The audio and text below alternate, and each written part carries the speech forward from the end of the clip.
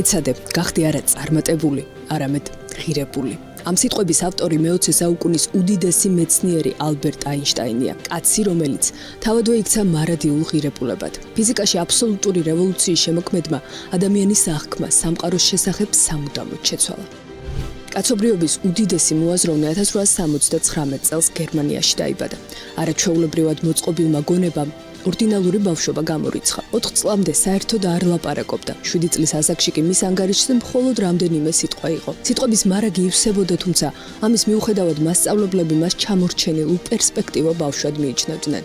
პირდაპირ და დაუფარავად ეუბნებოდნენ იმასაც, რომ მისგან არაფერი გამოვიდოდა. მისი მისამართით დამკვიდრებულ მცდარ წარმოდგენას თავადვე დაუპირისპირდა. ჯერ ციურიხის პოლიტექნიკურ ინსტიტუტში ჩაირიცხა. მეცნიერების უზარმაზარ სამყაროში ცოდნის გაღრმავების პირველი ნაბიჯებით სწორედ იქ გადადგა. სწავლის დასრულების შემდეგ აკადემიურ კარიერაში წარმატებამ დააგვიანა. უნივერსიტეტები მის მიღებაზე უარს ამბობდნენ. გასაგებიც იყო, სისტემა არაორდინალურ მეცნიერს ვერაფერს უგებდა. საბოლოოდ ალბერტი შვეიცარიის საპატენტო ბიუროში დასაქმდა. სწორედ იქ, სამუშაოსგან თავისუფალ საათებში მისი გონება უჩვეულოდ გააქტიურდა და დაიწყო იმ ნაშრომების შექმნა, რომლებმაც სამყაროს შეცნობის კლასიკური მეთოდები თავდაყირა დააყენა. ჯერ იყო 1905 წელი და ფარდობითობის სპეციალური თეორია. აინშტაინმა დაამტკიცა, რომ დრო და სივრცე აბსოლუტური არ არის და ისინი მოძრაობისა და დაკვირვების წერტილზეა დამოკიდებული. მისმა ცნობილმა ფორმულამ ეუდრის mc კვადრატს ნათლად აჩვენა, რომ მასა და ენერგია ერთსა და იმავე სუბსტანციას წარმოადგენს.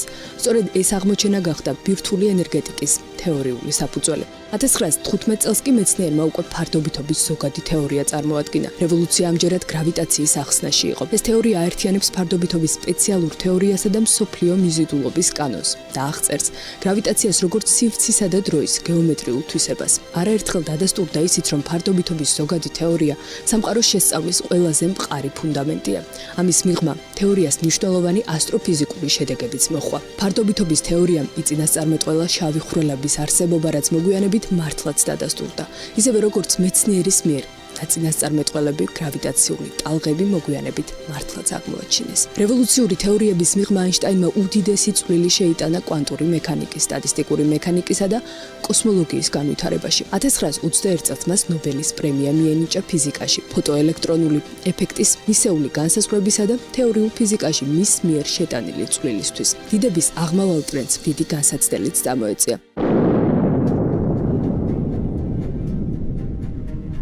გერმანიაში ჰიტლერის ნაცისტური რეჟიმის გაძლიერების კვალდაკვალ ებრაელი აინშტაინი იძულებული გახდა ქვეყანა დაეტოვებინა. მან თავი ამერიკის შეერთებულ შტატებში შეაფარა. მუშაობა პრინსტონის უნივერსიტეტში დაიწყო და მერე იყო 1939 წელი. 2 აგვისტოს ალბერტ აინშტაინმა და სხვა იმიგრანტმა ფიზიკოსებმა, ლეო ზილარდმა, იუჯინ ვიგნერმა და ედვარდ ტელერმა ამერიკის პრეზიდენტს ფრანკლინ რუზველტს წერილი გაუგზავნეს, რომელშიც ამტკიცებდნენ, რომ ნაცისტური გერმანია ატომური ბომბის შექმნასთან ახლოს იყო. მათ ეშინოდათ, რომ თუ გერმანია პირველი შექმნიდა ასეთ გამანადგურებელ იარაღს, ეს მსოფლიოს უდიდეს პრობლემას შეუქმნიდა. მდგომარეობიდან გამოსავლის საპონელად მეცნიერთა აზრით საჭირო იყო დასწრებაზე თამაში. ამერიკელებს ბირთვული იარაღი სხვაზე ადრე უნდა შეექმნათ. 1942 წლის 13 აგვისტოს მანჰეტენის პროექტი შეიქმნა. ეს ამერიკის ბირთვული იარაღის პროგრამის კოდური სახელი იყო და მასში აინშტაინის არაერთმა მეგობარმა და კოლეგამ მიიღო მონაწილეობა. მაგრამ თავად დიდმა ფიზიკოსმა სასიკვდილო იარაღის შექმნაში საკუთარი წვლილის შეტანაზე უარი თქვა. მიუხედავად იმისა, რომ მას პრინციპულად არ სურდა პროექტში მონაწილეობა, ის მასში გარკვეულ პლუსებს მაინც ხედავდა. მეცნიერი თვლიდა, რომ ბირთვული იარაღი შესაძლებელია ჰიტლერის შესაჩერებლად და გლობალური ომის თავიდან ასაცილებლად კარგი საშუალება ყოფილიყო. 3 წლის შემდეგ 1945 წლის 6 და 9 აგვისტოს ამერიკამ იაპონიის წინააღმდეგ ბირთვული იარაღი გამოიყენა. ჰიროსიმა და ნაგასაკი დაბომბა.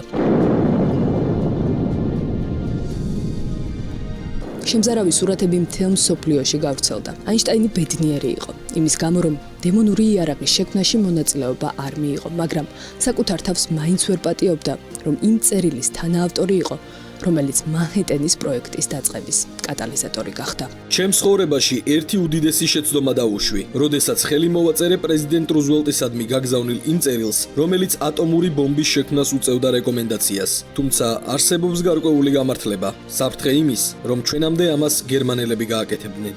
პაციფისტი მეცნიერი და კაცობრიობის ისტორიაში გამორჩეული მოაზროვნე 1955 წელს 76 წლის ასაკში გარდაიცვალა, თუმცა მისი ადგილი თითოეული ჩვენგანის მეხსიერებაში დღემდე ხელშეუხებელია. არა მხოლოდ როგორც მეცნიერის, არამედ თავისუფალი და ცნობისმოყვარე გონების ჭეშმარიტი სიმბოლოს. მისი იდეები ახლაც კოსმოსის შესწავლის პროცესში მთავარი გზამკვლევია, ისევე როგორც მეცნიერებისა და ტექნოლოგიების განვითარებაში. და სანამ სამყარო არ ჩერდება და წინ განვითარებისკენ მიიწევს, იქამდე შეუფასებელი იქნება გენიოსის ინტელექტუალური მემკვიდრეობა.